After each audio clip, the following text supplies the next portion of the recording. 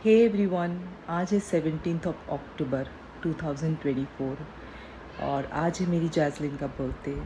आज हो गई है वो पूरे 6 साल की और हर साल की तरह आज भी मैं उसके लिए उसका 6th बर्थडे लेटर लेकर आई हूँ, जो मैं हमेशा उसके बर्थडे पर आप लोगों के साथ रिवील करती हूँ, सिर्फ इसी होप के साथ कि जब वो बड़ी होगी तो अभी शायद उसको इन चीज़ों की अहमियत नहीं होगी, इम्पोर्टेंस नहीं पता होंगी, बट जब वो बड़ी होगी तो वो जब अपने हर एक साल का लेटर सुनेगी, उसे पता लगेगा कि उस पर्टिकुलर ईयर में वो कैसी थी, क्या करती थी, उसकी मम्मा, उसके पापा, उसके फैमिली मेम्बर्स क्या नोटिस करते थे, उस स्पेसिफ़िक टाइम पीरियड में उसके लिए क्या सोचते थे, कितना उसे प्यार करते थे, क्या क्या उसकी शैतानियाँ थी।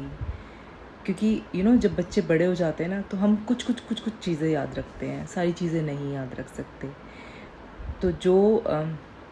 तो मुझे ऐसा लगता है इन व्लॉग के ज़रिए, इन वीडियोस के ज़रिए हम अपने बच्चों को वो चीज़ दे सकते हैं जो हमें याद नहीं होंगी उस टाइम पर, बट अभी हमें याद है, तो उन्हें वो रिवाइंड करके दे सकते हैं। तो इसीलिए तो उसके 6th बर्थडे पर ये लेटर जैस्मिन के लिए। आई होप बेटा आपको ये लेटर पसंद आएगा, आपके पुराने लेटर्स की तरह। हैप्पी बर्थडे बेटा, आज तुम 6 साल की हो गई हो और बहुत नॉटी भी हो गई हो, समझदार भी हो गई हो।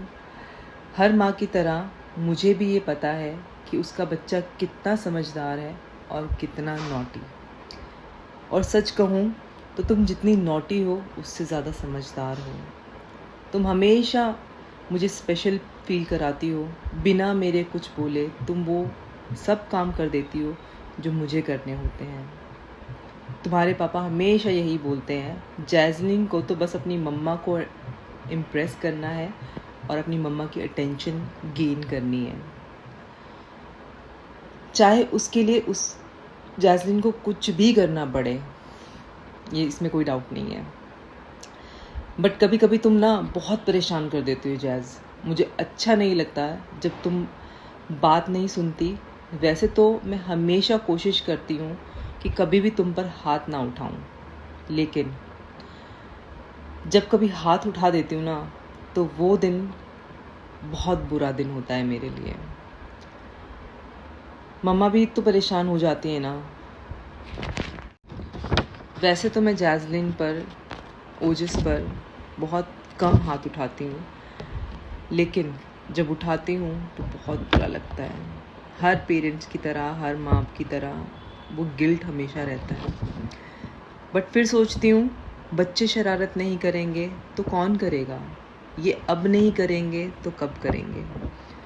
जब मैं गुस्सा होकर बोलती हूँ कि जाओ, मैं अब तुमसे बात नहीं करूँगी, तो तुम एकदम से हाथ जोड़कर बोलती हो, सॉरी मम्मा, मुझे प्लीज़ माफ़ कर दो, बट प्लीज़ मुझसे बात करना बंद मत करना। तभी तुम मुझे मेरी इम्पोर्टेंस फील कराती हो, मुझे ये फील कराती हो कि मम्मा कितनी इम्पोर्टेंट है तुम्हारे लिए, कि तुम उनसे 1 मिनट बात किए बिना भी नहीं रह सकती। रह तो मैं भी नहीं सकती, पर तुम परेशान बहुत ज़्यादा कर देती हो जैज़, कभी कभी, नॉट एवरी टाइम। और अब तो तुम्हारे दांत भी टूटने लग गए हैं। एंड वी ऑल विश कि टूथ फेरी तुम्हें बहुत सुंदर से दांत दे और मजबूत दांत दे, जिससे तुम बहुत सारी कैंडियाँ खा सको। ओजस की बहुत अच्छी वाली बहन हो तुम।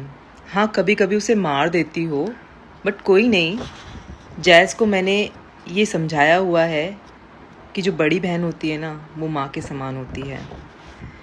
मैं जब ओजस पर गुस्सा करती हूँ तो सबसे पहले आगे आकर खड़ी हो जाती है, ओजस को हक करती है और बोलती है हमेशा कि मम्मा इसे मत डांटो प्लीज़।